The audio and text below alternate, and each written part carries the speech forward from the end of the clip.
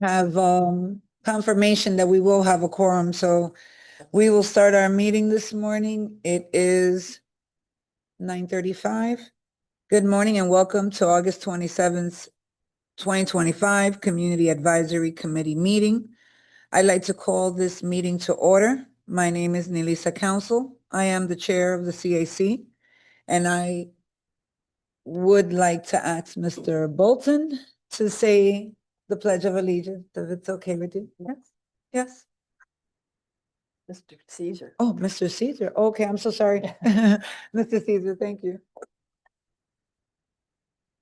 The flag, the United States of America, to the republic which stands, one nation, under God, indivisible, with liberty and justice for all. I'm sorry, Mr. Caesar. the aim. I know, it's all somebody else's fault, not mine. Thank you.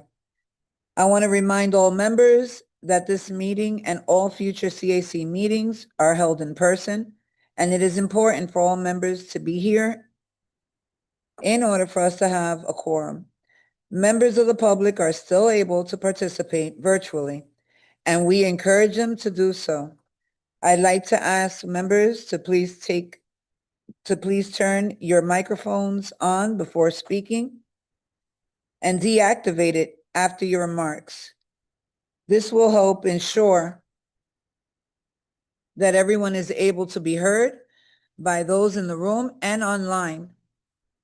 At the July 9th Metro Plan Orlando board meeting, I relayed to the board our ongoing concerns, the number of road projects in the new transportation improvement program being so much higher than the numbers of active transportation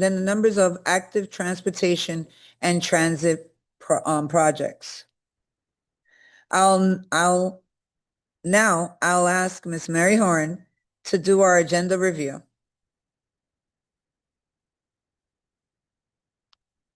Thank you, Madam Chair. I have a few announcements today. I want to open with a few events to make you aware of. First and foremost, September 29th. Please mark this on your calendars. This is our MTP public meeting. This is sort of the capstone of our public outreach on the Metropolitan Transportation Plan. We will be having it at the Orange County Multicultural Center on Colonial Drive. It's a beautiful facility if you've never been there. And we will have tables set up that participants can look at all various aspects of our MTP and get your questions answered and see information in the plan as a whole and help us bring home the shaping of this project that we have been working on for the last couple of years here.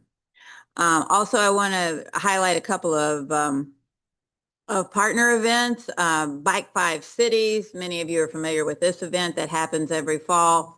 This is the 9th annual event, and that is sponsored by Bike Walk Central Florida. Also on November 14th, the Florida Bike Association will have their summit. In both of these cases, their websites are already set up to give you all the information and registration if you're so inclined, and I would encourage you to check that out. So a few announcements from us. Metro Plan Orlando has received a grant from the Federal Highway Administration for something called the Prioritization Process Pilot Program. You can say that really quickly 5 times. You are a better person than me. We call it the 4P grant. It's $2 million from the federal government, and it will be a collaboration between our organization, FDOT District 5, and UCF, along with a technical consultant. The goal is to develop and implement a pilot prioritization process for TSMO strategies. And you all, if you've been around for a while, you know that TSMO is the area that's growing quickly and has some exciting possibilities. And this project hopes to provide some sort of public interface to examine the impacts of these different strategies that we are trying, these in this region. As you might have expected when I began the discussion, for further questions or information, you'll need to see Eric Hill, and he'll be happy to talk to you about it. At the September 10th meeting of the Metro Plan Orlando Board, we are going to ask the board members to approve an update to the Title VI non-discrimination and limited English proficiency plan. I tell you this because this is a plan that we brought before you last year in 2024, and we had a public comment period on it, and we all discussed it. And so I wanted to let you know about this and why it's not coming back through that same route. And the reason is that it's not really changing. What has happened is that we had referenced in that plan a few federal mapping tools that are now no longer supported by the federal government. So what we did was go back and recreate the information the way that we had done it in many years past from the census, which is where the information came from in the beginning. It was just that they had an electronic tool that was able to demonstrate this. We now went and recreated it ourselves. The information did not really change, except that while we were doing it, we went ahead and updated to the latest statistics from the American Community Survey. So it was a very administrative change and did not warrant another public comment period, but I wanted you to know about it. And if you want to take a look at it, the draft plan will be posted with the board's agenda. We have the current plan.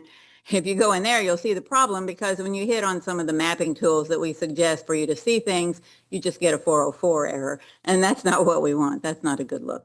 So we're going to fix that. We're fixing that. And we hope that the board will give us the approval there. If you have any more questions about that, I'm happy to talk to you about it. And finally, as you might expect, Metro Plan Orlando's office will be closed on Labor Day, which is September the 1st this year, coming right up. So with that, I will turn it over to Mike Wilson, who's going to give us the safety moment.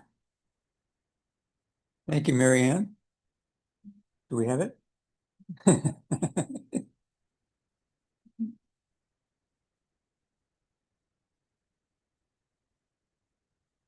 All right, while Rachel is bringing that up, August is FDOT's Stop on Red month. All right, and no mystery what the ramifications are for not stopping on red. Here's a screenshot from a video, traffic camera video that FDOT shared recently for the kickoff of their campaign from Volusia County. So we all understand the importance of that.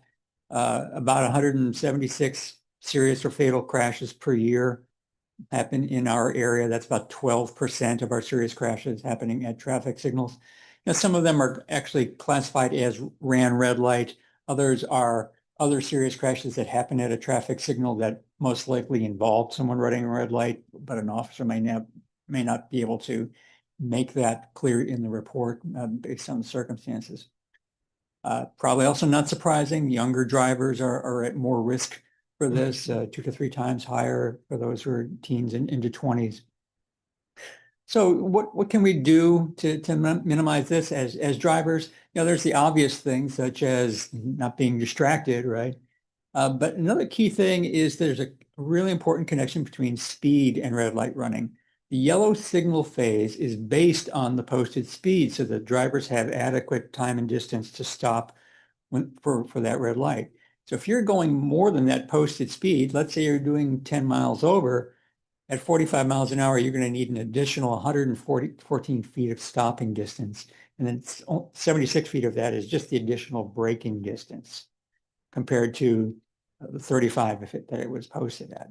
So reducing your speed, keeping to the speed limit really reduces your risk of accidentally running a red light. And that concludes my safety moment for this month. Be happy to take any questions.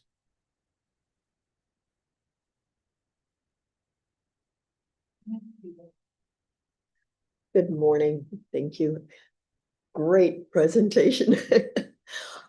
I have a question. The community that I live in we have a big issue with stop sign runners. Any suggestions, any ideas? Anybody on the board have any ideas? What do you do with stop sign runners?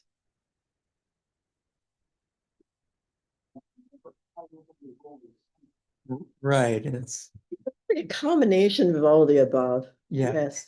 I mean, if you actually watch drivers at stop signs, very, very few of them come to a full stop. So it's you know, there is kind of a gray area there as to when are they doing a legit rolling stop versus, it's hard. So yeah, I mean, I can't think of anything other than an enforcement unless you have issues such as, is the sign obscured or um, some other issue like that. But one of the things that I've seen is that, and traveling around the country, is we use stop signs a lot more here than other parts of the country. And there's actually a principle in traffic control that excessive use of a traffic control kind of breeds contempt of that. So my solution would be to actually maybe not use so many stop signs where they're not absolutely necessary. So. Yeah. Thank you. Your presentation. I'd like to introduce Jonathan Scarf for an FDOT report. Good morning, Jonathan.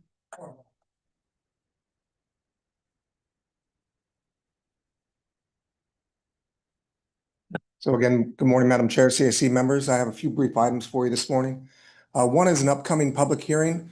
I wanted to inform the committee of the State Road 60 from Prairie Lake Road to Florida's Turnpike PD&E study. So that PD&E study is going to be held in October. You can see some of the details there. There'll be a virtual option as well as an in-person option on October 15th. The presentation will begin at 6 p.m. and the location is the Westgate River Ranch Resort and Rodeo down there on State Road 60 itself. So I know it's a little bit further out there in October, but wanted to put the information out if you want to participate. Secondly, in your construction report, you'll find one of our recently completed projects that I just wanted to, sometimes I think that we overlook those, so I wanted to make you aware when projects become complete. And that was the State Road 436 from north of Old Cheney Highway to south of University Park Drive. And that received final acceptance at the beginning of this month on August 1st. And that included repaving, some speed management, as well as some traffic calming landscape to include a PHB that's been operational since around March. And then pending any general questions, that concludes my update for today. Thank you so much. Are there any questions? Yes, Mr. Davis? Yep. Thank you, Madam Chair. Appreciate it. Thank you, Mr. Scar, for your update. My question is more of a request. And I apologize, you're our designated designee from FDOT, so I'm going to direct this at you, hopefully that you can help us identify the correct resources for this. But I'm going to address the sort of the elephant in the room, and that would be FDOT's recent reversal in their policy with decorative elements and enhancements for crosswalks. Up until recently, various municipalities around our region had worked very closely with FDOT to design, to research, study, design, implement, spend taxpayer dollars to install these enhancements. And now all of a sudden, for some reason, because of a memo that was released by your secretary, it seems like that policy's been reversed and action's being taken very quickly to reverse those projects and all of that hard work and all of those taxpayer dollars that were spent on those projects. My question to you, sir, in that memo that was released by your secretary, there were several statements that were made, including the fact that were sort of contradictory to the research that we had up until this point, saying in the research that we were working off of was that these enhancements were increasing visibility of the crosswalks for drivers and were increasing safety for pedestrians. According to the memo, the memo states actually the opposite, that these enhancements are distracting drivers and are at more risk for pedestrians. So my question to you, sir, is there new research, new data that is backing up that statement that we can have access to, that can be shared and presented to our group so we can have a better understanding as to the reasoning for this change in policy? The other item that was mentioned in that memo was regarding automatic drivers, self-driving vehicles. Completely understand the need for unification of markings for those vehicles. But there are, we could walk outside this building and take a short drive and point out dozens, if not hundreds of crosswalks that are in complete disrepair due to, years of neglect and use. That I would assume that we would start with those versus the ones that were just recently completed and allow the communities to get some use and benefit out of the ones that were recently completed. And then the third one which was towards the end of the memo, was stating that our roadway shouldn't be a place for quote unquote social idealism and political idealism, and was wondering if there was any legal process outlined by our state's constitution to legally identify and define the parameters of what qualifies as social idealist or political idealist markings on those roadways. So just wondering if there's any legal definition there, or is it someone's just, subjective opinion? As we look at our laws, ambiguity is not really a benefit to our laws. Ambiguous laws aren't really enforceable laws. So just wondering if there was any legal backing for that statement. So I would, with this committee's support, I'd love to be able to request access to this information. If the committee doesn't support that request, I'm happy to withdraw it, but that would just be my request to you, sir. If we could have access to that data, maybe have you come back, or a member of your organization come back at our next CAC meeting and present this data to us. I'd really appreciate that, and value anyone else's opinions. Thank you. So primarily just make sure I have it all, the data, legal. I'll go back. I'll be sure to go back and review, but data, legalities. Yeah, primarily the data behind this new policy. So Okay. yeah, thank you, sir. Appreciate that. And there is one other factor, is consistency too, that was in that memo. So there is I understand your data question, but there's also being consistent statewide. Just another bullet point in there. Understood. Thank you so much. Ms. O'Badra? Hi, good morning. I definitely want to echo Member Sabia's comments. She's definitely on my list to come today to talk about. I think it's a really unfortunate action that has been taken. With regard to taxpayer dollars that have already been spent, later today, I think we're going to be hearing a Safe Streets for All update. Some of the crosswalks that have been taken are grants that our municipalities spend time and money to competitively implement. They were approved and then implemented and now have been removed. FDOT worked with students. I think there's a story in the Orlando Sentinel this morning where FDOT worked with students who won a competition to get markings put on the street by FDOT and are now being removed. I think Mr. Sabia's comments are excellent. I wish they were also reiterated to Metro Plan Board, and I think FDOT, the presentation that you would provide to this committee should also be provided to the Metro Plan Board of our elected officials. I did want to give you kudos on the 436 project. It looks really good. I just drove it recently. Does that also include bike and pedestrian facilities? Yes, ma'am. It does have some of those full details. If you wanted to, you can look it up on CFL roads, but it does have bike ped facilities as well included on that project. And then I guess my final comment or question today is about Sunshine Corridor. Recently, I believe an RFP was going out through District 5 office, was moved to central office. Do you have any details on that? I know what you're discussing. I don't have specific details on the transition to central office, but I will work with the rail coordinator. And your specific question is, what would you like be updated on? Yeah, specifically, just kind of like the time span, or? I feel like somebody had told me this before, that Sunrail went through a similar process where there was an RFP that was pushed out through District 5 office and then moved back to central office. I just want to know if it's still going to be a competitive process for that RFP for the PD&E study, or if there is are you using some other streamlined process to move forward the PD&E more quickly since it is moving to central office? I think my greatest concern is the focus of the PD&E is to get us to a point where the state is able to apply for federal funds for this Sunshine Corridor project. The delay in canceling the RFP, I think the Friday before Monday of interviews, and then moving into central office, is that delaying the timeline to get the PD&E study started? I will work with our rail coordinator on that. It's a pretty specific question, but I'll get back to you with that I appreciate information, that. or at least what I can get for you. Yeah, and I don't know how else more to stress what Mr. Sabia is talking about. It's just really frustrating that we had spent time, money, taxpayer dollars on something that is getting ripped up and redone again with more taxpayer dollars. Yeah.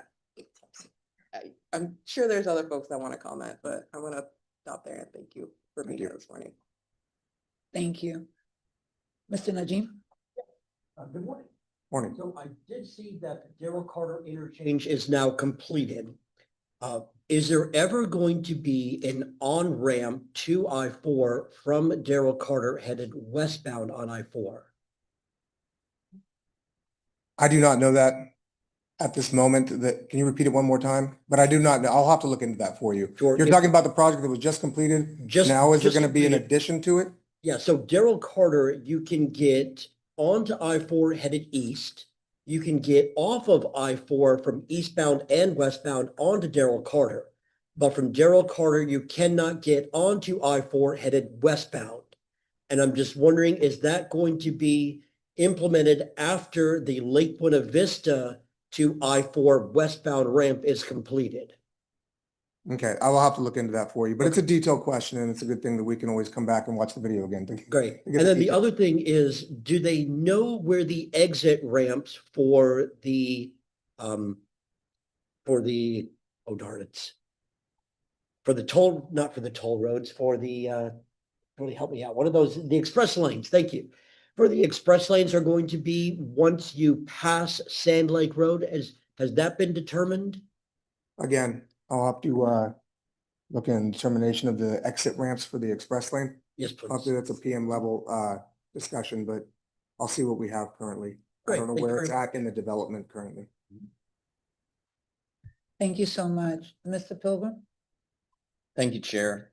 Thank you for your update. I think I can follow up on the Darrell Carter question. So the westbound on-ramp to I-4, I believe, was omitted in this phase because if you have that traffic entering I-4 and then immediately after that you have the egress onto 535, those are conflicting movements that there wasn't enough space to allow the acceleration onto I-4 and the deceleration. And so it's part of the I-4 ultimate. And so I think in the I-4 Beyond the Ultimate website, you also see where they have proposed the future toll and exit ramps for the express lane. So all of that should be as part of the full 20-year build I out. was looking at the ultimate and I didn't see the exit ramps for the express lane. So I don't know if it's there, or maybe I just missed it. Yeah, it would be there. Okay. Anyway, I just want to give your team kudos for all the work you're doing in Southwest Orange County. I think between Osceola Parkway and Sand Lake Road, it's like $400 million worth of work at 6 different projects. Darrell Carter is a huge relief for that corridor, especially knowing that Beyond the Ultimate is a little further out with the cost of construction and the phasing of the work. So just want to give your team kudos for all the parts and pieces that you're managing, that knowing the long-term relief is further out, just here's what we're trying to do in the interim. And there's a lot going on out there, and I'm glad to see Darrell Carter open. I've been, as a resident near that area, pleasantly shocked and surprised at the amount of volume those ramps already get every single day. So that's hopefully providing people relief on the other arterials. So that's it. Thank you. Well, thank you, sir. Thank you, Mr. Pilgrim. Mr. O'Hanlon? Jonathan, I just want to thank you guys for doing such a great job at FDOT, keeping our roads here in such great condition. I just got back from my cousin's wedding in Ireland and drove about 1,000 miles up there. And our roads here are really nice. However, on the flip side, the signage over there is absolutely atrocious.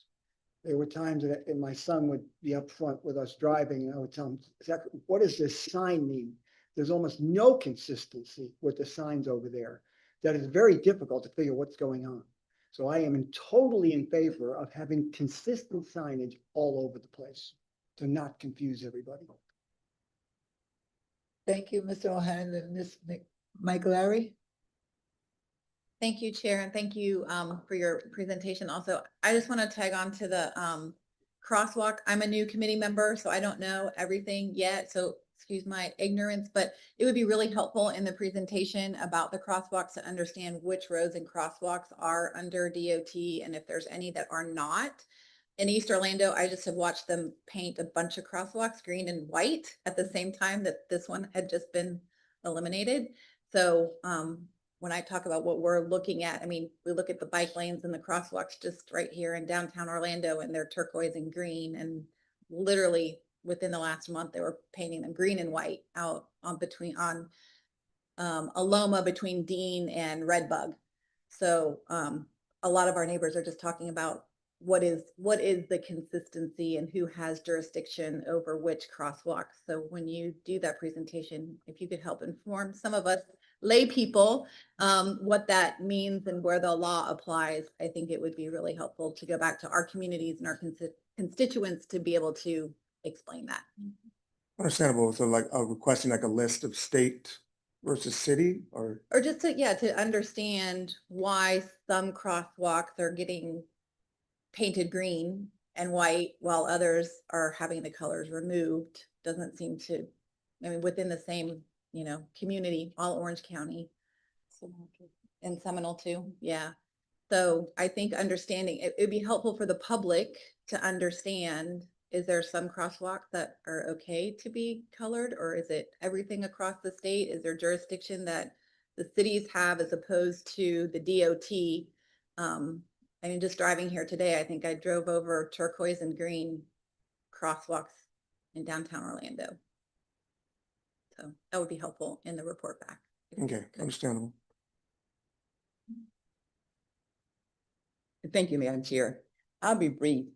Last month, I went down the wrong ramp on I want to thank FDOT for being able to recognize that there's a need to put signs up and wrong way detection signs up. I watched the news, and I saw on Channel 9 was doing a segment about where they was putting up 66 sites for wrong way directions for people to be able to even drive safely. And I thought about that when you mentioned about Darrell Carter Parkway. But that new intersection, if you're not used to that, you could get confused. But I'm thankful that they have wrong way detection signs everywhere to make sure that no one goes the wrong way. So when I saw that, I was relieved that something's being done to help us drive safely on the road. Thank you very much. Thank you. Yes. Two of the projects that some of my friends have asked me about to get some information is the 417 extension to the Sanford Airport. And then I heard from our city's city planner that FDOT over the next 3 to 5 years is planning a overhaul of the 434 corridor through the city of Winter Springs. And I'm just wondering if maybe we can connect by email offline, or if there's like some good resources of information on these projects. That's where we're getting a lot of questions, just people looking for basic informational questions for those two projects in Seminole County. So is that something that you could provide for me, or is that something where, is there a good resource center for information on those two projects? Yeah, a couple items. CFL Roads is a great asset just for cflroads.com. If you're looking, you can browse by map, or you can browse by the actual state route, and zoom in on what you're looking at. And then additionally, that'll lead you to, if you're looking for I-4 specific projects, like Mr. Pigram brought up, there's I-4 Beyond that has kind of more granular level detail for a lot of those larger projects. And What was that, I-4 Beyond? I-4 Beyond, and if you're on CFL Roads and you're looking at an I-4 project, it'll automatically take you to that site. And then that'll kind of break out the intersection changes and proposals. It's a little bit more detailed there for the larger projects. But if you can't find what you're looking for there, what I can do is look ahead at what we have in the work program and look at what year it's programmed currently. Given the current year where that project is at, or where it's forecasted to begin, whatever phase you're interested in. Mm-hmm. This is an easy one for you, John, I hope. there's a resurfacing job going on State Road 434 in Seminole County. Good length of the road, and at the intersection of State Road 434 and 436, in my previous life, I believe there was going to be a redesign of the free flow rights, doing away with the free flow rights. And I've been watching this as I live out in that neck of the woods, and I was wondering what was the status of that, and is that still in the scope that they were still going to do away with the free flow rights? And for my fellow board members, just to let you know, free flow rights are dangerous for pedestrians. We are all guilty when we get into those free flow rights. We look left. We don't look right at the pedestrian that might be trying to cross to the safety island to further cross the intersection. And that's why many of those free flow rights were being removed. So just an update if you could. So let's just update on the scope, kind of take a look at Yes, it, thank you. and then see what's in there. I'd take a look at that.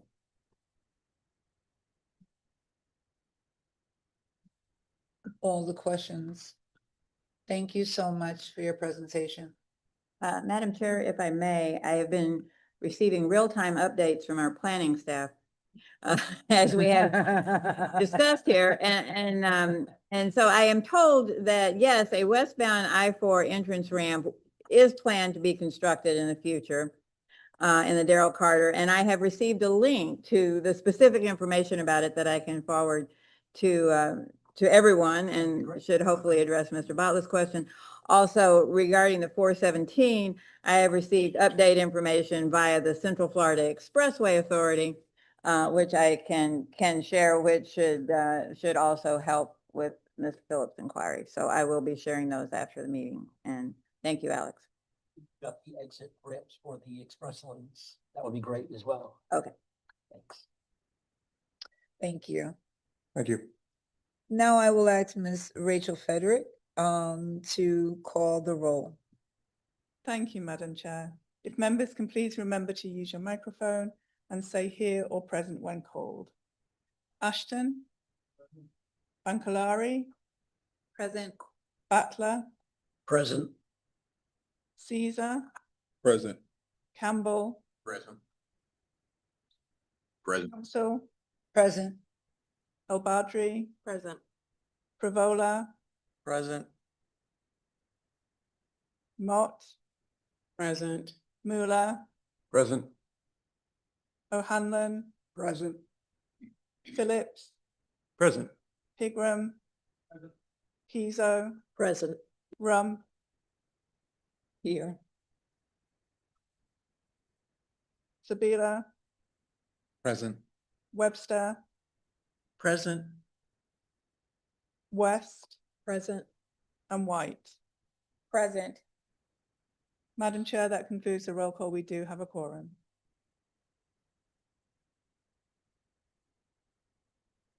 Items, we ask that you provide your name and address for the record, and please hold your comments to 2 minutes or less.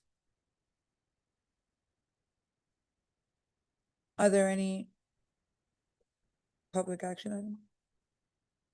We have no hands raised online and I have received no comments from the room. Thank you so much. If any members in the public wishes to comment and is joining us virtually, please use your raise hand function and you will be recognized.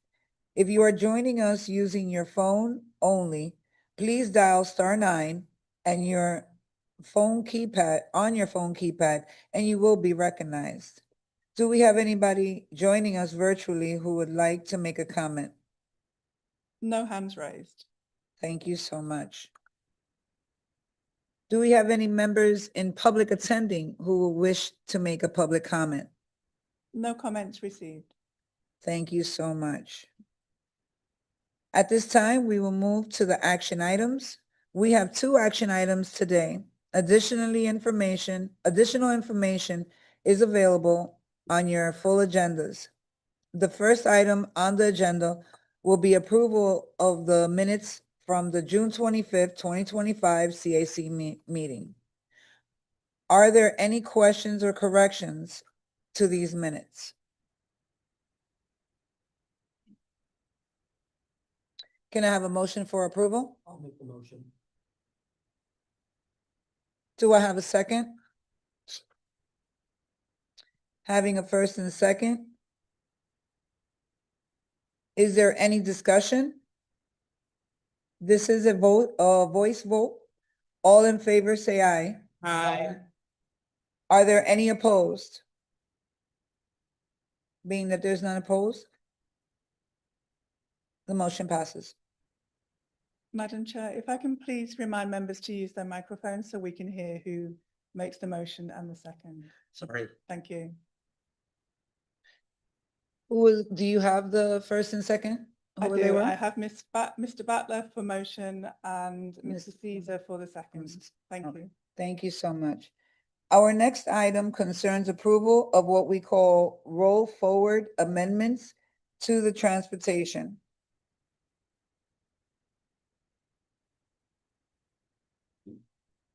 Morning, Madam Chair and committee members. This morning we have our annual roll forward amendment. This includes projects that had funds that were originally programmed in last year's TIP fiscal year 2025. These funds were not committed by the end of the fiscal year on June 30th, so they automatically roll forward to fiscal year 2026 and FDOT's new adopted 5-year work program, which came out in July. And on our end, we need to amend our TIP to include these project funds so that we can remain consistent with the work program. As many of you know, this is a routine procedure that we go through this time every year. And any additional information is located in section 2 of your agenda packets. With that being said, unless there are any questions, we're asking for your recommendation of approval. Thank you. So moved. Teresa, Madam Chair, second. Thank you so much. We have a motion and a second. Is there any discussion? This is a voice vote. All in favor, say aye. All opposed? Hearing that none, the motion passes. Thank you so much, Mr. Jason. We will now move to our presentations. There are 2 today. Remember, you can always send your questions to Ms. Horn and she will get the answer for us. Our first presenter is Ms. Taylor with the update on the Metropolitan Transportation Plan, or MTP. Thank you, Ms. Lloyd. Oh, thank you. So good morning, everyone. I'll be giving an update on our 2050 MTP or 2050 plan. You'll likely hear those 2 terms used interchangeably by me, but really focusing on our cost feasible plan today. So the cost feasible plan within the MTP is kind of the culmination of all of the results, starting with all the planning and technical work we've done over the past year and a half that fed into our needs assessment. So the list of transportation projects that we would like to see incorporated over the next 25 plus years, because there are so many. I usually refer to that as our transportation to-do list. From there, we also developed a prioritization methodology to which we would figure out the order in which we are going to address those projects on our transportation to-do list. Then we did some revenue forecasting to look at what revenues could potentially be available or reasonably be available to fund these transportation improvements. And then we've worked together with you throughout this calendar year to develop the funding policy, which is how we plan to invest these transportation funds on our transportation system. So following up on that funding policy, at our last meeting, we had a bit of an exercise where we were looking at various scenarios and ultimately came out with a single recommendation from this committee. That same recommendation was made by every single one of the other Metro Plan of Orlando advisory committees and the board. So I'm excited to say that we do have a recommended funding policy for the 2050 MTP that we all have consensus on, which is fantastic news. And that does include dedicated funding for those high injury network improvements, those safety projects from our Vision Zero safety action plans, as well as our complete streets urban corridor improvements, those TISMO technology and operations projects, bicycle and pedestrian or active transportation improvements, as well as transit capital. So with that funding policy, let's talk about how that's used in the cost feasible plan. So for our new members, there are 4 buckets of funds that are represented within the 2050 MTP. And those I'll go into a little in more detail over the next few slides. But if you look at the 3rd funding bucket on the screen here, the federal funds for MPO priorities, that is where we apply that MTP funding policy. So going into each of those individual buckets in a little more detail and how they're used in the cost feasible plan. So within the cost feasible plan, the first two funding buckets for federal funds and state funds for use on the state highway system. These funds are included in a single table within the draft cost feasible plan for the 2050 MTP, and that will be the state highway system cost feasible and unfunded needs list. This will be the longest of the draft cost feasible tables purely because it has the most funding associated with it, about $64 million per year for those transportation improvements. And those can include roadway widenings, urban corridor improvements, operational solutions, active transportation projects, and a myriad of other types of improvements, but restricted to the state highway system. And I mentioned that third bucket, that navy blue bucket that we've got here on this screen. This is where that MTP funding policy really comes into play. Within the cost feasible plan, these funds within this particular funding bucket are subdivided per that MTP funding policy with cost feasible and unfunded needs lists for each of those individual categories. So for our high injury network countermeasures, that is estimated to be $4.3 million per year for those improvements. For our state highway system countermeasures program and our off-system safety priorities program. From there, the urban corridor improvements, those complete street projects, that is an estimated $6.2 million per year for that set of projects, with about 24 of them being cost feasible in our draft plan. From there, the TISMO projects, again, has that $6.2 million per year of investment, and that results in about 31 projects being cost feasible over the next 25 years. Then our active transportation category has $2.5 million per year per that funding policy we've developed, which funds both the school mobility and hazardous walking condition program and about 8 additional projects beyond that. And as a reminder, mostly for our local governments, but these projects will be implemented by our local governments, funded by MetroPlan Orlando, but that funding would be administered through FDOT's local agency program. So that's more for our local governments, but I want to shed some light and transparency on that process for you as well. And then there's one other category from that MTP funding policy, and that was transit capital. So when we look at transit capital and all of our transit needs throughout the region, we document them in one place for our regional transit list. So that way we can show the full set of funding available for those transit projects, both from our MPO priorities bucket, but also those federal funds for transit, those formula funds that can be used for a wider variety of different purposes. So by showcasing both of these types of funds on the same list, we're able to see that holistic view of our transit system and our vision for it for the next 25 years. So with this, there would be about $6.2 million for transit capital expenses coming from that navy blue bucket, those federal funds for MPO priorities per that MTP funding policy we've developed. And then the remainder of the funds for this category, which results in about $20 million per year in terms of federal funds for those formula funds, with additional state and local funds that value does increase slightly. But those funds can be used for capital operations and maintenance improvements as well for both Links and Sunrail. So with the regional transit list in total, all of the funding is represented within 7 cost feasible policies and programs, really focused on maintaining the existing capital operations and services that we have today for both Links and Sunrail. So as we start looking at these draft cost feasible tables themselves, most of the ones that I've mentioned this morning are available on our website for a preliminary review. But the projects are organized in a very specific way. The first being projects that are in progress, ones that are partially funded within our transportation improvement program, but not yet finished. We want to take care of those first. We want to finish the projects that we've started before taking on anything else. Then we have our existing and committed projects. These are projects that are fully programmed, fully funded within the transportation improvement program, the TIP, but need to be included within the long-range plan for planning consistency purposes. So you will be able to see those documents, those projects listed there as well. Once we've gotten through those two categories, then we have our new cost feasible projects. These are new projects that have not been started, but are considered to be cost feasible within our 2050 plan. and anything that falls outside of that cost feasibility category remains listed as an unfunded need, knowing that we want to get there some way, somehow, but the MPO funds available don't support doing everything on our transportation need list.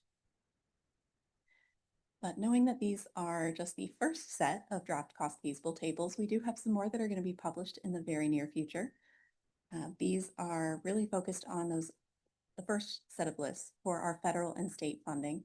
So this would be looking at our interstate highway system and strategic intermodal system. So more of the national highway system, our freight corridors, those particular areas. Also the Florida Turnpike Enterprise projects to make sure that we're consistent with their long-range planning, as well as our aviation list to be consistent with our airports in the area. And then we also have our other transportation needs and opportunities category. This is really where we're making sure that everything our local governments are working on, while it may not be eligible for MPO funds, is included and documented within the planning for planning consistency purposes. So they can go out and apply for other sources of funding to help advance those projects through other mechanisms. So as we look forward, there aren't too many next steps for this. We're reaching the end of the process here. We are going to be completing and publishing the draft cost feasible plan here in September, and also publishing the rest of our remaining 2050 MTP documentation to our website, all in preparation for our public meeting that Marianne mentioned earlier this morning. So that will be September 29th from 5 to 7 p.m. at the Orange County Multicultural Center. Please spread the word. We would like to hear everyone's feedback on the results of the plan. And then as we look forward in October and November, I'll be coming back to you with a short preview of all of that documentation. And then ultimately in December, asking for your recommendation of approval to adopt the 2050 plan itself. We're nearing the end of this process, but with those key milestones in mind, we are on track to adopt that 2050 plan in December of this year. So thank you very much for your time this morning. Does anyone have any questions? Mr. O'Hanlon? I have multiple. But I need some assistance from staff. Sarah supposedly went to the Freebie Scout meeting recently. Can you give us an update on what happened to links at that meeting? I'm sorry, Sarah, who? Sarah Here?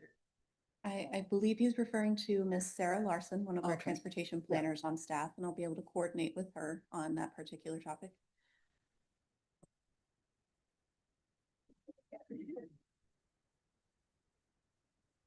How'd it go with Seminole County? Yeah, it went well. I mean, we got some more information. It's still. Help everybody out here so that everybody knows what happened at this meeting. Okay, so you can all also watch it on the Seminole County BOCC meeting. There was an update received yesterday on the Seminole Scout microtransit service. So at this meeting, they talked about one of the key hot topics, which I'm sure has been on a lot of people's mind, which is fare. How much is this service going to cost? They need to back up further. They don't realize that Lynx is being replaced. Well, Okay, yes. so do the bigger picture so they understand what's going on. Because this talks about we're going to be giving Lynx money, okay? And I'm very concerned with giving them money. Right. And they do such a poor job. Well, so, I want to keep things on topic, in terms of this is Taylor's MTP presentation. I'm happy to come and talk about Scout. I might not also be the best person. I've been following the situation. I've been listening, I've been coordinating with Lynx. But I want to be mindful of everyone's time here. Yes, thank you, Sarah. We do not have a presentation on that schedule for right now. We are doing an MTP presentation, but as always, we'd be happy to follow up. Yeah, and I'll be here after the meeting if there's people who want to talk about it and want more information right away. But trying to be mindful of everyone's time.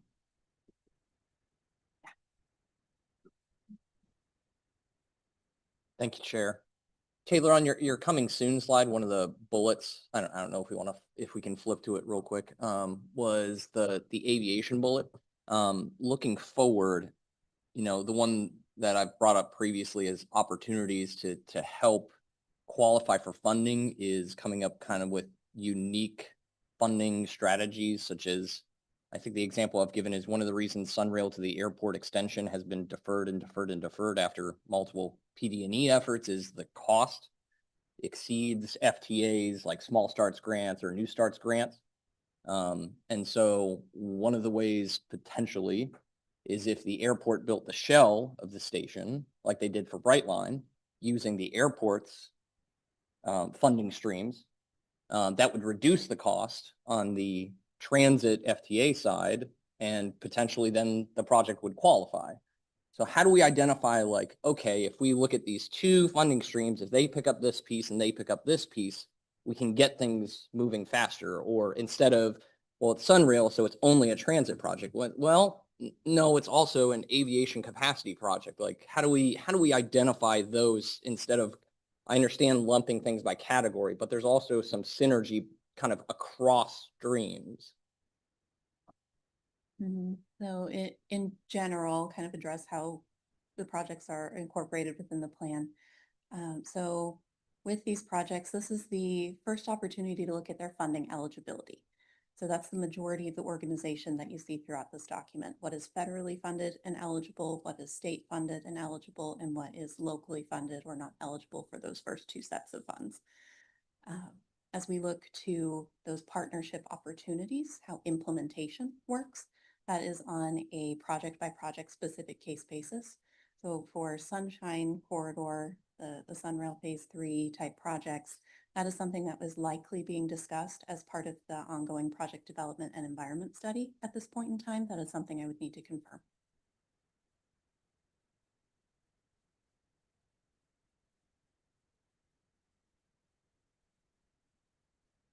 Next presenter is Miss Laura Book with an update on Vision Zero Central Florida. All right, good morning, everyone. Happy to be with you to let you know what we've been up to on the Vision Zero front since our last update, I think in the March-April cycle. So I'll start off with talking about Grant 1 that we were awarded back in actually 2023. The slide is wrong, it's on me.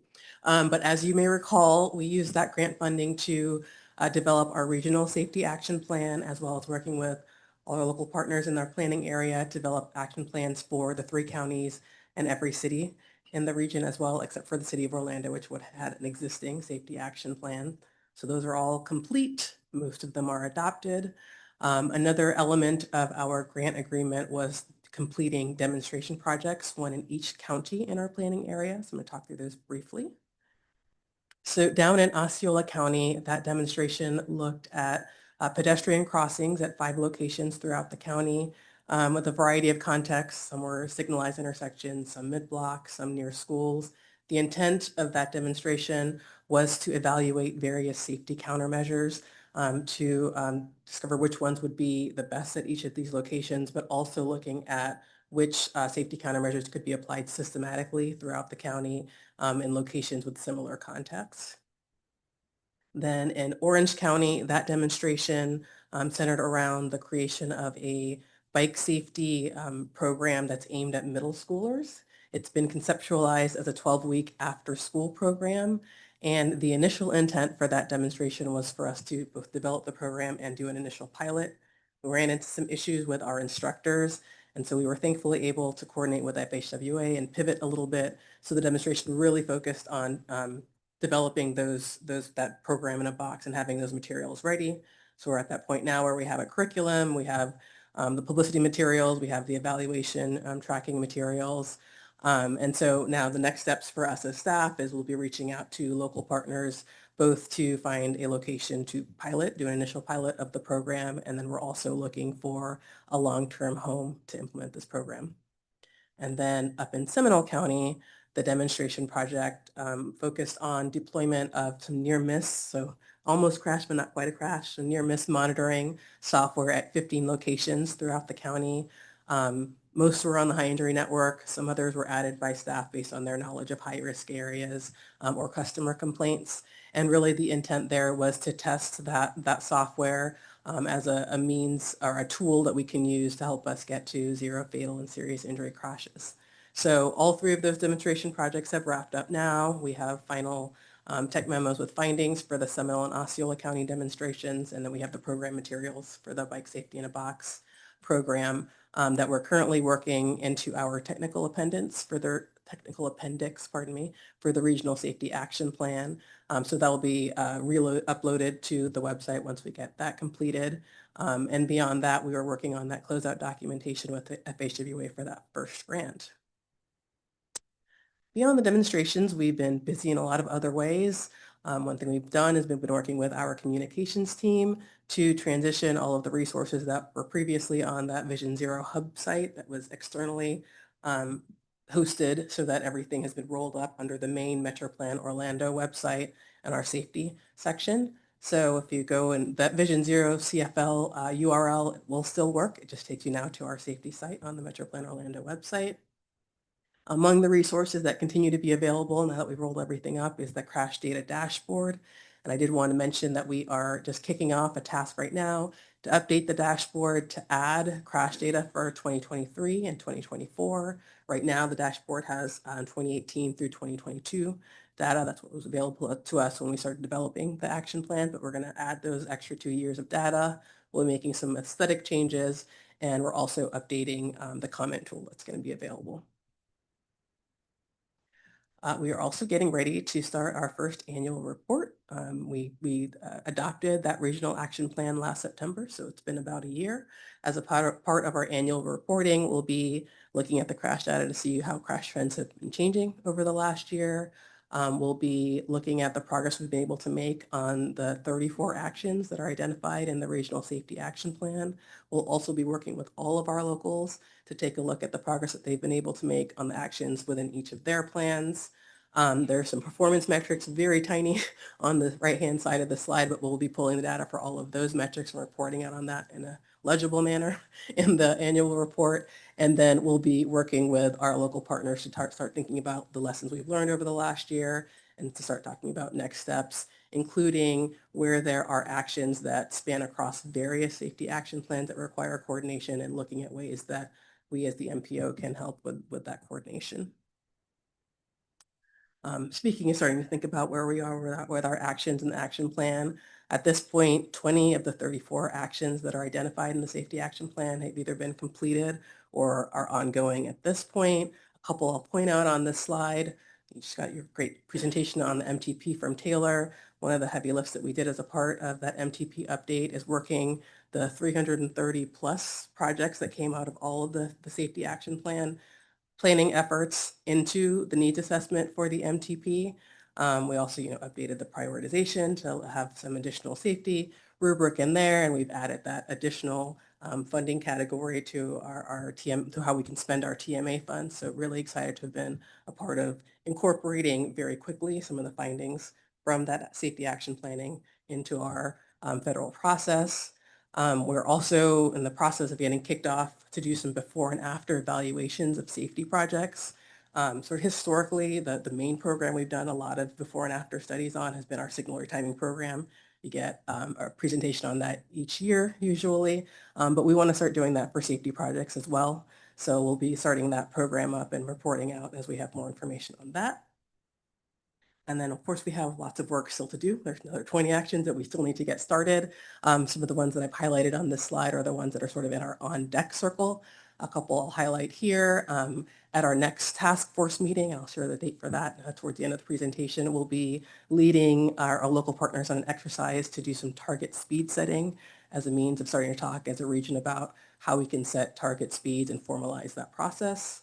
We're also have a call out right now to our maintaining agencies to see if there are any that are interested in using signal retiming to regulate speeds as a form of speed management. We've talked before, one of the main causes of these KSI crashes, are the high speeds that we see in this region. So we're hopeful that we'll have some that take us up on it. We'll keep you posted on that. And then we were awarded a second grant. We were notified of that award back last November from the Safe Streets and Roads for All program again.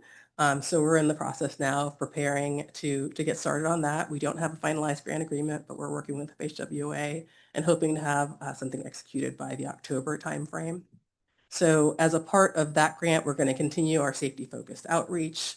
We're going to be doing some additional data analytics to help us identify even further where there are high-risk areas in the region and what, what appropriate safety countermeasures may be in those cases. We'll be doing a lot of road safety evaluations. Talk a little bit more of that in the next slide. And then everything that we do as a part of that Grant 2 activities will be rolling into or thinking about how we can roll it into our next major update for the Regional Safety Action Plan.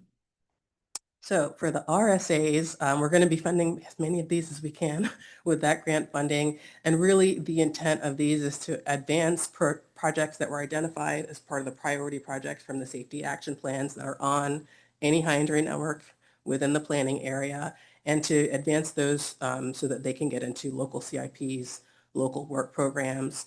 For those who are not as familiar, an RSA, as part of an RSA, we do a lot of data collection along a corridor, crash reports, maintenance, customer complaints, to identify where there are hotspots. And then you gather a team of stakeholders to go out into the field and walk the corridor, stopping specifically at some of those safety hotspots, and start brainstorming what safety countermeasures may be appropriate. And then there's a reporting process, pardon me. But the intent really is to do a little bit deeper dive than we were able to do a sort of a desktop version that was done for most of the safety action plans. So we'll be picking some priority corridors to take that even further and prepare those projects to get into CIPs. We're going to be running that program very similarly to how we did the actual safety action planning, working with our local partners. They will identify a local PM, and then we'll bring a consultant and a PM from Metro Plan Orlando to get those RSAs done. So we'll be sort of reporting out on those as we get those completed. And then our coordination does continue. We had started our safety speaker series as we were developing the regional safety action plan, and we intend to continue it. We have quarterly safety speaker series webinars, and our next one's going to be in October of this year. We don't have a specific date, but stay tuned, that'll be out soon. But we're going to be talking about e-micromobility safety. I am sure we are all seeing more people. We've talked about it a little bit as part of these meetings, more people out on various e-micromobility devices, both adults and children. And I think we can all be doing more to be safer in that space. So we'll be talking about that at the next safety speaker series. And then we will have one additional one this year for our Q4 topic is going to be 20 is plenty. So we'll be bringing in some jurisdictions across the country that have adopted the 20 is plenty paradigm and talking about the challenges and lessons learned that they've had from those experiences. And then I mentioned earlier, we'll have our next task force meeting coming up. That's going to be September 23rd. It's going to be an in-person meeting. All are welcome. And on the agenda for that next meeting, we're going to be doing that target speed setting exercise that I mentioned earlier. There are actually a couple of RSAs that we did earlier this year with the help of FHWA that we're wrapping up now. We did one down in Osceola County on Poinciana Boulevard. And then we did one in Orange County along University Boulevard, just adjacent to UCF. So we'll be reporting on the findings from those two RSAs, and then we'll have sort of a roundtable to help us develop that annual report that I talked about a little bit earlier. And with that, I'm happy to answer any questions you may have. You know, I got truly excited there. I heard Ponciana going up there, and I saw KOA first. I don't know if that was just, for me right there, but thank you so much. Shout out. I'm going to start with Mr. Pigram. Thank you. Thank you. Wanted to just give your team such kudos. I know I don't ever really have the visibility to what it takes behind the scenes to get all of these grants, but I think I lost track of how many grants you said you've gotten in this meeting, whether it's federal, whether it's state, and it's just, I take for granted all the work that you guys put in to put these presentations together, to be able to communicate to all the other committees, whether the technical committee or the community advisory, and just all the work that's done behind the scenes to get this stuff in front of us. And so I think these grants highlight just what a great job the team does and what trust these agencies have in Metro Plan Orlando. So I think for the years I've been here, always glossed over that because it's sort of the expectation of how good you guys are that, of course we got that grant. Of course we got this one. So just wanted to take a moment to say kudos to yourself and the team on continuing to deliver on these applications that you've submitted. Well, on behalf of the team, thank you. All of us, planning team and beyond, we're all very busy, right? Thank you, appreciate it. Thank you. Mr. O'Hanlon. Yeah, real quick, you talk about these, kids biking to school and that kind of stuff, and I see lots of adults with these electric bikes.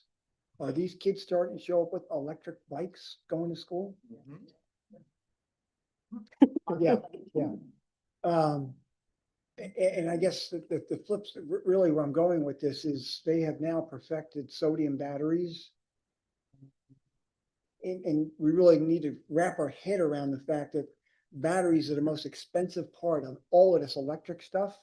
Sodium batteries cost 90% off. So a $6,000 battery is only $600. And for sake of argument, a couple $100 battery for these mobile bikes is now going to be $20. So we're going to start seeing more of these things than you can even imagine. I don't know what we're going to do with them. Thank you so much, Madam Chair. And thank you. Being a part of the Vision Zero Task Force has been incredibly rewarding. Thank you for all the work that you and Mike and the rest of the team have been doing. Thank you, Mr. Brogan, for pointing out their hard work. Following up on Mr. Hanlon's comment, I've mentioned this before. Now that school is back, so are the e-bikes on our sidewalks, on our roadways, everywhere. Kids are riding them 2 and 3 per bike. I've seen no helmets. I've seen parents with their little ones piggybacking or in front. Incredibly dangerous behaviors. My question is, as you're getting new data in, I mentioned adding the 2023 data, are the increases in injuries, which I'm assuming are happening, due to these e-bikes, are those being identified? Are they being, sort of separated out? My question is, can we get those numbers to see how the e-bikes and the e-scooters are affecting the injury reports and injury numbers that we're getting that you are adding to your reports? That's an excellent question. So I'm going to give this a try, Mike, if you want to come, if I miss anything. But historically, the crash form did not have micromobility devices, whether or not they're electric, as a checkbox, and so a lot of those crashes that have involved micromobility have been rolling up just under bicycle crashes. But now the form has been updated, and I think moving forward, is it from 2023? Well, the form has been updated, but PDCAT. Okay, so the Signal 4, which is the database that we use for crashes, has been updated so that now we can pull out that data. Yeah, so moving forward, we will be, and actually we'll have an exercise to go back, years back in the data, and to start updating all of the older crash data that we have to be able to pull out some of that modality and be able to look at those trends a little bit better. But it's on our radar. Yeah, thank you. Yeah, because I feel like that's incredibly important and figuring out these safety concerns and all the implementation that are going to be addressed as we move forward. It's not just traditional bikes anymore, it's the e-bikes. So how do we deal with that, this new nuance? So thank you very much. Appreciate it. Or, this is my favorite thing. Very excited about this. Like Mr. Pigram, I just want to give kudos to your team. This is really incredible work. This is work that is literally saving lives and making our community safer. So thank you. Annual report, super awesome. Very excited to see it. Will you guys do kind of the same community outreach you're doing for like MTP to like have a community workshop to talk about some of the stuff in the annual report? If you don't have an answer for that, I just want to. That wasn't on our radar, but now that you've raised it, we will discuss. Dashboard, very excited about that. We'll check it out as soon as I get back to a desk. So from what I understand, most of the funding for this is a federal grant. Is there a dedicated local funding source for Vision Zero work at either Metro Plan or any of the municipalities you're working with?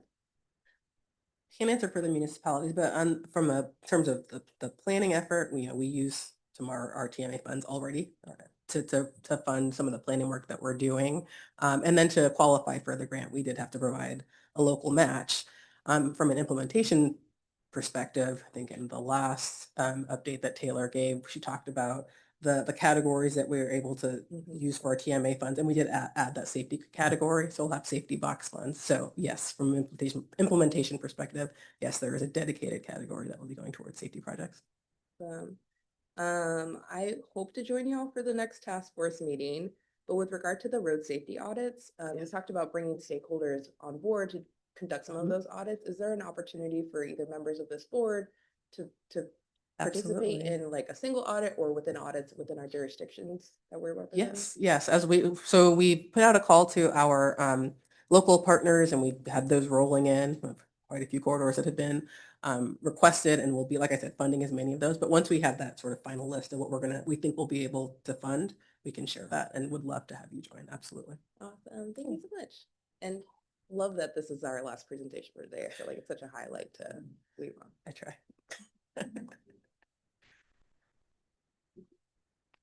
Again, thank you, Laura. There's boggling amount of information that you've presented, and I can imagine what goes on in the background of all of that. Thank you. Thank you. Yeah, we're running. Yes, Yeah, thank yeah, you. Bike safety, yes. is that going to be a template that you'll use for Osceola and Seminole County? Oh, the bike safety program? Yes. That's the intent of once we're able to, like I said, we're looking for a long-term implementation partner. I think the one that we're looking at now is in Orange County, but we would love to have it throughout. We would the love to planning see area. it. Yes.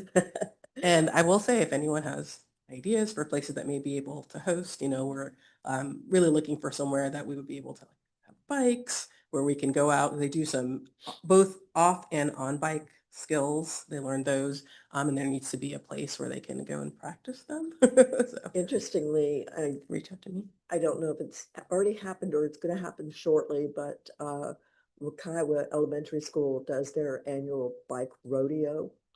And it's just amazing to see. And it's not just the elementary students that get involved, but some of the adults too get involved. And it's probably like a teeny weeny snapshot of what you're doing. But we encourage, of course, the students to get helmets and have access to free helmets, which was great.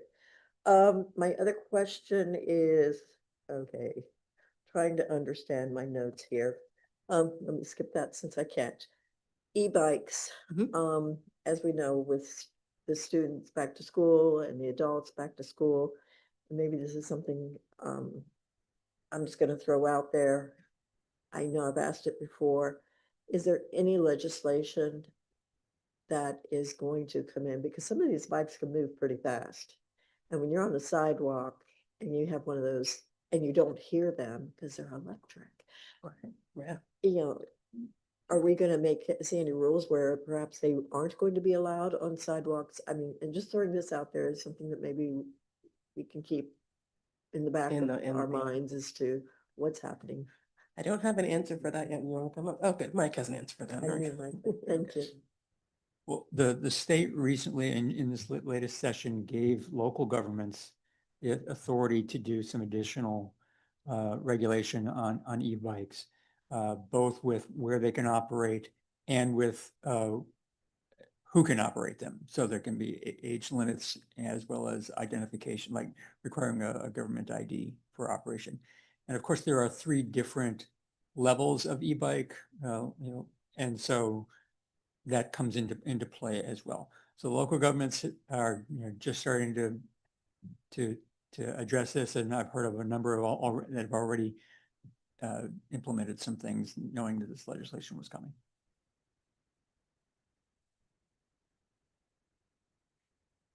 Thank you. I just wanted to go back to the bike safety program. Can you tell us we may have some resources for you, Okay. what specifically you're looking for as far as, is it a, permanent location that's all the time? Is it something that's mobile? What are you looking for? Honestly, we're flexible. I mean, for the pilot, we'd probably be looking to do it at a school. That's initially how we had conceptualized it. Understanding that schools may not have somewhere to leave the bikes all of the time, and that if we're going to go out and do the on-bike skills, they would either need to set something up in a parking lot or use the adjacent roadway network, which can get a little bit iffy. But so we're open. One of the places that we're talking to is Children's Safety Village, which has a space where you can actually go and practice some of those skills. We're working with Bike Walk Central Florida because they do the bike rodeos, as Judy mentioned. We'd have to sort of tweak things a little bit, and we're open to potentially making it like 2 Saturdays as opposed to after school, 12 weeks. So really just space and willingness, but we can talk offline. Yeah, we do a bike camp with the convention center that opens up space. So I'm intrigued. Okay, we'll talk let's talk. And if I could, really our biggest need is for instructors. So people who are interested in becoming instructors. We really requires a much more extensive level amount of training to teach middle school. So if you know of anybody, also we've got a flyer that we already put together for partners. So if anyone wants to share that with groups that you think where there might be some people who would be interested in doing so, that would be very helpful. Yeah, talking about the e-bikes, and we've seen this coming for a while now, and I don't know what the solution is to this because these bikes are getting more innovative. They're getting faster. They're all kinds of different ones now. And, you know, going back to the rules, you can put as many rules in place as you want, but I don't know how they would be enforced with the, you know, what are we going to have? Police on the corners stopping these people? I mean, I don't know how you do that. I mean, I kind of go back to remember when the drones started coming out and they were everywhere and flying over us, and then they came out with some regulations and it did help. Maybe that's a template to going forward, is to look at how they manage the drones, because, you know, people know the rules now with the drones, but I don't know, it's a lot different than these e-bikes. And I think about our infrastructure, and it is just not conducive to the speed of these bikes and what they can do. And we're in a real pickle here trying to figure out what to do, because these, you know, they're so fast now. And I don't know. I think it's just going to take maybe a whole, you know, focus group or something to think through the problems of what can happen with these things, because, you know, we didn't anticipate this at all 5 years ago, and now we're here. So. Agree with you. It's obviously top of mind. We actually are working on a white paper on e-micromobility, sort of looking at the trends in the uptick in ownership, and then sort of looking nationally at how things are being handled from state regulations, local regulations, and then programs that are in place. There's a city out in California that requires that to be able to use an e-bike, you have to do a safety course, you know, first. And, you know, there are options that have pros and cons and challenges. But we're looking at it, and I do like the idea of maybe a working group of some sort or something to talk about it further. But it's top of mind for us because it's obviously an issue. Yeah, just kind of piggybacking on that comment, it's not just the user operation training that needs to be considered by these municipalities. There's also the physical condition of sidewalks, you know, as the bikes, and it's not just the e-bikes. I mean, last night my son came in just completely bloody on both of his knees, had a concussion, had to walk half a mile back to our house because he fell on his unmotorized scooter. You know, and that's not even with a motor behind it. That's just a normal scooter going slightly downhill on a sidewalk that wasn't in very good condition. And so I'm convinced that sidewalks, which are perfectly safe to walk on, may not be perfectly safe even to use an unmotorized scooter on. And so that's something, if we're going to be regulating this, has to be considered from a safety standpoint. The condition of the pavement, you know, which may be safe to drive on, but not safe to use another mode of transportation on. Thank you. I was a part of the first group that we went into certain areas of Kissimmee, and we stood on corners. We saw, you know, the amount of velocity that the cars were coming down the road with. And one of those intersections, which was the Dover Plum in Ponciana, of course, Village 1, they put a deacon up there. Yesterday, I witnessed two parents with strollers, and when the deacon was pressed, immediately everyone stopped. If you only for 1 second imagine the joy I had watching that happen, I'm sorry. But to me, there was two people, there was two children in strollers, there was two women, and they just like, oh my God, is this gonna stop? And everyone, we're talking about both directions, we all stopped. I stood there just watching, like, wow, that's the power, you know? So thank you for everything you do with Vision Zero. Thank you for all the helmets and everything else that you people bring everyone together to these events. I also wanted to suggest that if you're looking for a location to do that type of event, I know if you spoke to the city of Kissimmee, we have Lakefront. And Lakefront has that huge parking area, has that, you know, huge area. It has a whole bike path, so they can, you know, learn. And I know the city of Kissimmee, you know, our mayor is Jackie Espinosa. She is very involved in the community. I know if this was pitched to her, she'd be the first one saying, bring it on down, because she's on the lakefront. So I'm sorry if I threw that out there like that. Sorry, Jackie, but she knows that, you know, she'll say yes to it too. So thank you so much, and thank you for your presentation and all the work that everyone does. Thank you. Before we leave this topic, I just wanted to mention, Madam Chair, and Laura did mention it, but with regards to micromobility, we are planning to have this webinar, and it will about that very topic, where we will have a lot of robust discussion, and it's likely to happen. It's almost certain to happen before we have our next CAC meeting. So I will make sure that everyone receives information about that, to make sure that you can either attend in person or watch it online later, because that will be a great program that Laura's putting together on that. Thank you so much.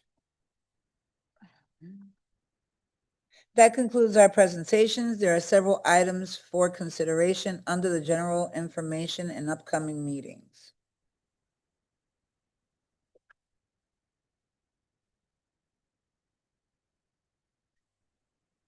We are now at members' comments. Are there any committee members who have any final comments? Mr. O'Hanlon. Thank you, Madam Chair. As most of you all know, especially long timers, I've been talking about the advent of these driverless cars forever. And what does it take for us to get prepared for all of these driverless cars? So the territory of the driverless cars in Austin, Texas has now been expanded to the point that it goes beyond the Austin airport. However, they have a policy there. The driverless cars are not allowed there. So Tesla's cars can't go there. Waymo's can't go there. And I believe Uber's actually can't go there either. But I believe what it boils down to is that they're not worried about these cars. They have a policy of collecting funds that help support the airport. So my guess is behind the scenes, there are agreements coming to allow the driverless cars to come there, and they've got some way that they're going to charge those cars. But that's kind of like the first example of some stuff that should have been taken care of beforehand.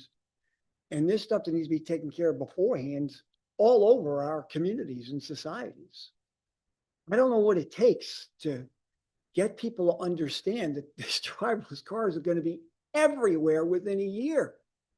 And no one's done any preparation for it whatsoever. Very troubling to me. I've been talking about this for 5 years here. We really haven't done anything here either. Just throwing it out there. It's happening in real time. Thank you, Mr. O'Hanlon. Ms. West? Thank you. Sorry, thank you, Rachel.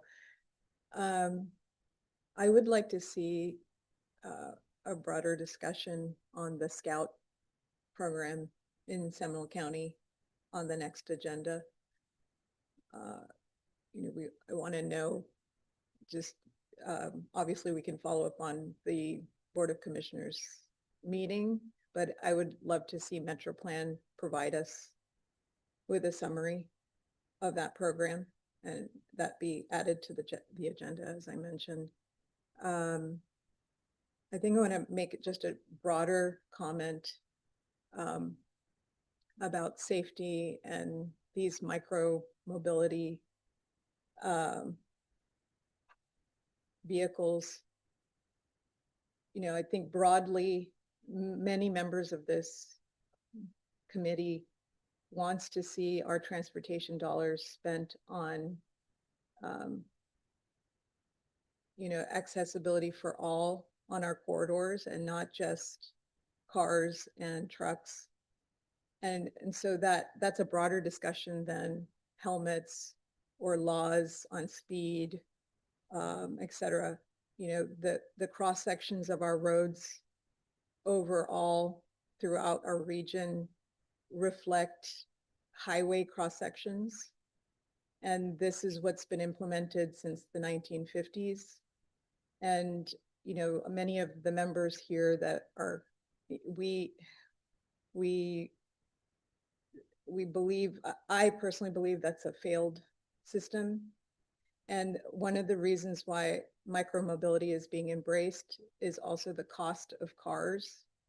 And so I want to continue to elevate the conversation about micromobility vehicles and devices as transportation for people who work.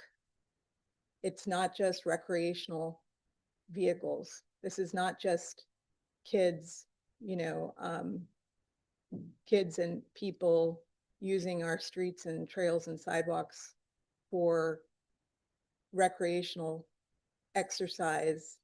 You know, people need to get to work. And the cost of cars has grown exponentially. Even a used car, even at what we all call junker cars. So, you know, we want to see the cross section of our roads when things are being repaved, the long-term considerations, you know, for our corridors and any improvements and the money that's being invested over the next 25 years to provide a transportation system that is accessible for all. You know, that's what, you know, I think this committee wants to understand what we're going to receive by 2050. What is the transportation system going to look like in this region, in these 3 counties? What is it ultimately going to look like? We all have dreams for what that is going to look like. I have walked, like I just recently went into Vancouver. I flew into Vancouver. You know, I had roller bags. I got to, you know, I walked from the airport to transit, got off at a station with my bags, rolled my bags to a hotel, and never got into a car the entire time that I was, you know, visiting this wonderful city, and, you know, could walk to a bike rental facility, use their public park, see the entire city on foot, on bike, by train. And that's just as a visitor. And there were dedicated, you know, there are road diets all over the city.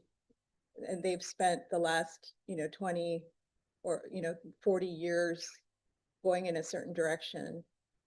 And, you know, I want to say as a member of this committee that when we need to continue to demand of FDOT and our county and our cities that our transportation system needs to work for all the people of this community. I agree with you, Ms. West. Thank you so much. Thank you for that. Mr. Pigram? Yeah, just real quick, I think I use my time sometimes to talk Brightline updates since it's a private entity, not a public entity. So between last year and this year, they've added essentially 2 coaches to every train. There's 10 sets of trains that go to provide hourly service north and south. So that's a 50% capacity increase between last year and this year. The reason that's important is that being a private entity, you know, it's not always cost affordable for everyone that may want to take it. So by having that additional capacity, it gives you the opportunity to manage kind of supply and demand. Now that you have the excess supply, you may be able to bring prices down for certain trains at certain times of day that may be more cost affordable to people in lieu of taking a car between here and South Florida. So looking forward to that. And they've also announced Q4 this year, they're going to try to optimize the train sizes. So right now, all the trains are essentially all 6 cars, but the stations are all designed to fit 10-car trains. And they were all built to fit 10-car trains from the beginning. So they're going to start optimizing, you know, peak times of day we'll have a train that's 10 cars long, slower times a day, 5 in the morning, 11 o'clock at night. There'll be shorter trains. So I'm hoping that optimization helps bring value to the community and that more people adopt this if price continues to be a barrier, that supply demand starts to even itself out. So just want to provide that update that on what they share, at least publicly. Thank you, Ms. Rump. Thank you, Madam Chairman. I just wanted to make let you be aware that the Pine Hills Links Transfer Station is having a ribbon cutting tomorrow. It's been in the works for several years, and thanks to the local funding and FDOT funding and federal funding, we will finally have a Links Transfer Station in the Pine Hills area. There'll be 8 bays there. Pine Hills is a very condensed area, about 12 square miles with roughly 80,000 residents there. And we heavily use the Links bus transfer, the Links bus. So this will be a plus for the residents in the Pine Hills area to make that connection in and out of throughout Orange County. So the ribbon cutting ceremony is tomorrow at 9 o'clock, and just wanted to make that aware. Thank you, Ms. Rump.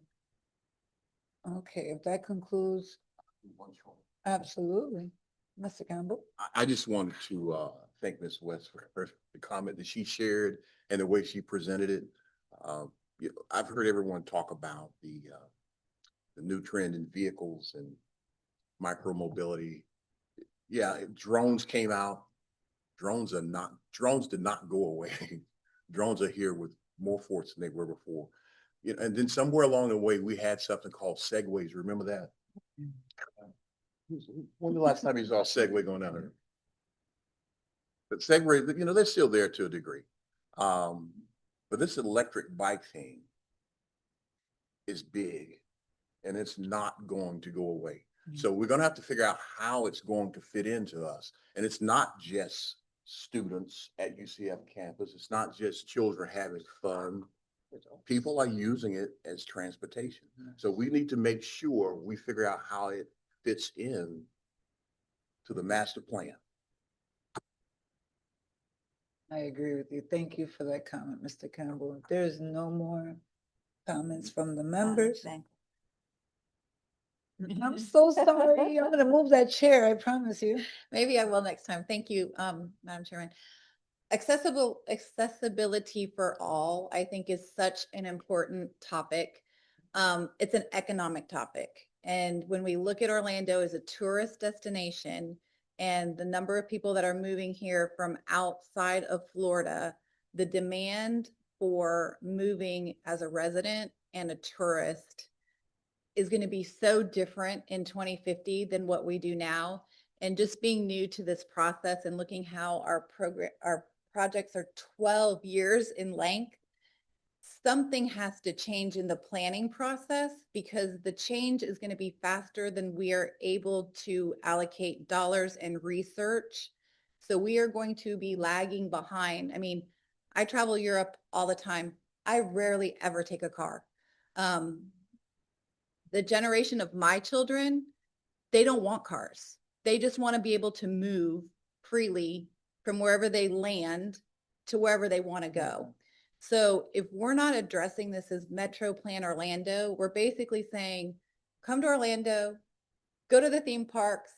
All the rest of beautiful Orlando is not going to get seen. People they want to be able to get to DTO. They want to go to Winter Garden. They want to see Mount Dora. They want to see all of these things.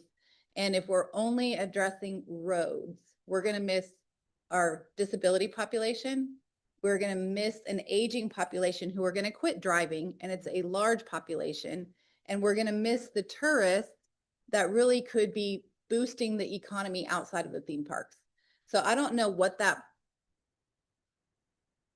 shortening of the planning process looks like or how we do the accessibility for all, but it'd be great to have some kind of additional planning process that looks at how do you adopt some of these things that aren't 12 and 25 years out so that we can be talking about it along those big projects that seem to already be happening. I don't have the answer for it, but I just know looking at my generation, my parents' generation, my children's generation, the disability population, and the tourists that come here. If we don't do what we're talking about here, we are totally missing the boat in Orlando.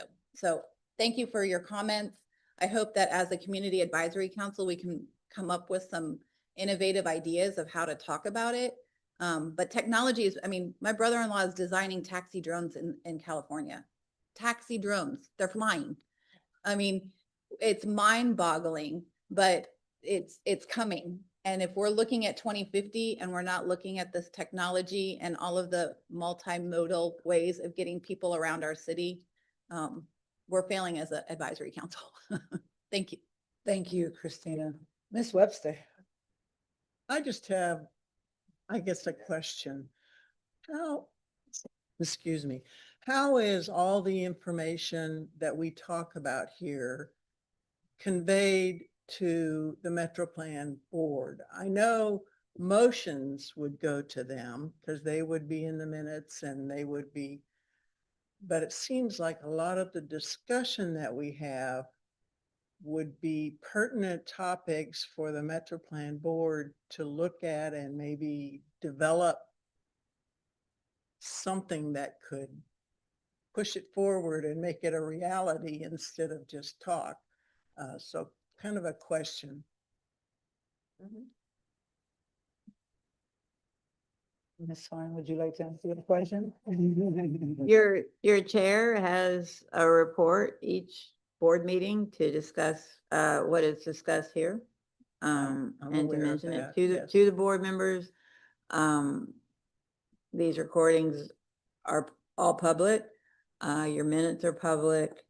And any of you is also welcome to attend any board meeting to put forth a particular point of view if that suits you. All those avenues are open. How often do board members take advantage of those things? I cannot speak for board members. I not know being you one. can't. I'm just putting it out there because sometimes I feel like I'm not sure this is going anywhere. And I have sat in on board meetings. If there were maybe a more efficient way to, how many board members go in and even read the minutes? I don't know. I don't know. Maybe I'm being overly critical. Well, just to speak in general, Ms. Webster, to the mission of this committee, as an advisory committee, your purpose here is to be the public eye on what we do. We may not have board members in the room today, but we have a lot of Metro Plan Orlando staff in the room today. They hear what you say. They're taking it to heart. They take your questions and your requests very seriously. And the staff here at Metro Plan Orlando acts as the staff to the Metro Plan Orlando Board. That's who we work for. So they will often hear perhaps some of your points of view through us in context when that is needed. So your function is very important. I think if you look at it as a straight line, like we say this and what we say doesn't happen, then you may feel disappointed. I think though, if you can take the larger view and see yourself as the spokespeople, the ambassadors, the public eyes on what happens, and to offer up, your points of view and trust that people are taking them seriously and that within the process they do filter to places where they need to be, then I think you should not at all be dissatisfied. I think you should feel proud of the work that you do here, and I'm proud of the work that we do here. I'm not saying I'm dissatisfied, and I do have a lot of kudos for the staff because I think they do a wonderful job. I just know we talk about a lot of things, and sometimes I wonder how much of that filters to the board. Just wondering.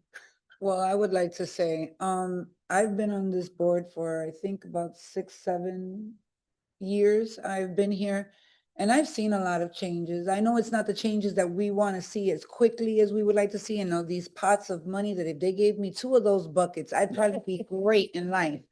But I appreciate every single person,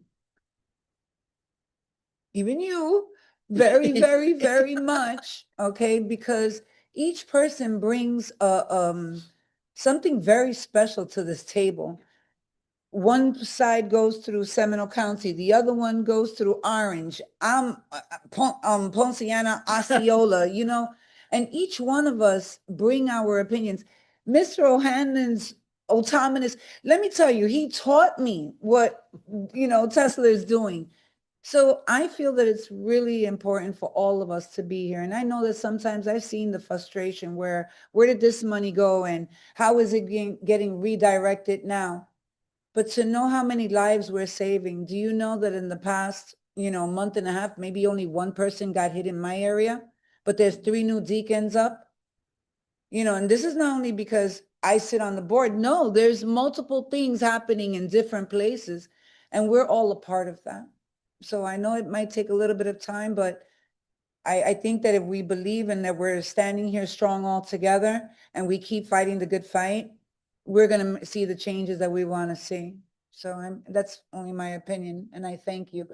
Mr. Pigram, do you have something to conclude? Yeah, and so just what I'd say, Ms. Webster, is please, if you have the availability, use the public time with the board. I know one of the last motions we did not pass was a GOA request for $1 billion for the parking garage improvements that they called multi-transit when it had nothing but roadway impacts. And the board heard the feedback, and the question was presented by the chair of what is the action of the board in terms of where do they fit in the process? And the process that at that point was the board to endorse the airport to go get funding. It wasn't necessarily to provide feedback on the scope, and so that was something that was brought up as an internal discussion of what is their role in what the airport is asking in that process. And the chair clarified is at this point, we're not weighing in on the scope. It's just, do we believe this specific request has an impact?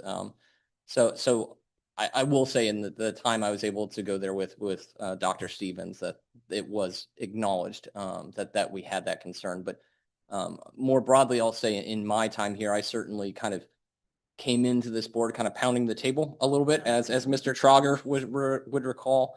And at that time, Brightline was saying, we're going to 417, we're a private company, it's our money, you can't stop us.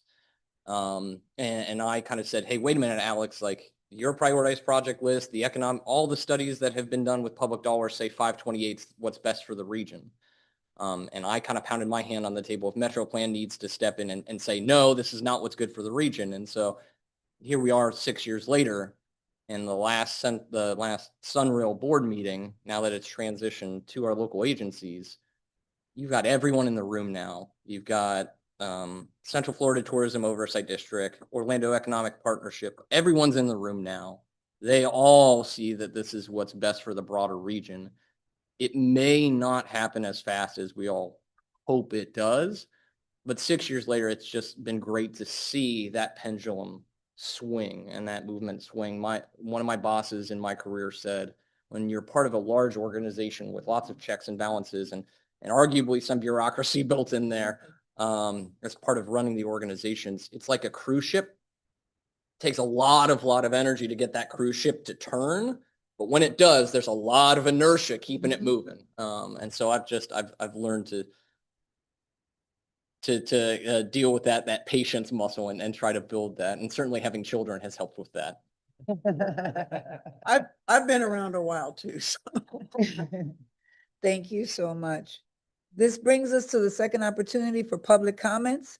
Comments heard at this point in the meeting are more general in nature and similar to the first. Comments may be made in person or online. Members of the public joining us or virtually who wish to speak will use their raise hand feature on the Zoom screen. If attending by phone, you can hit *9 and raise your hand and request to be recognized. When you're called, staff will unmute your microphone and we will ask to state your name and contact information for the record. Is there anyone online wishing to make a comment? There are no hands raised online. Thank you so much. Is there anyone in the public wishing to speak in person? No comments received. Thank you so much. If there is no further business, this meeting is adjourned at this time of 11:20. Thank you so much. Thank you.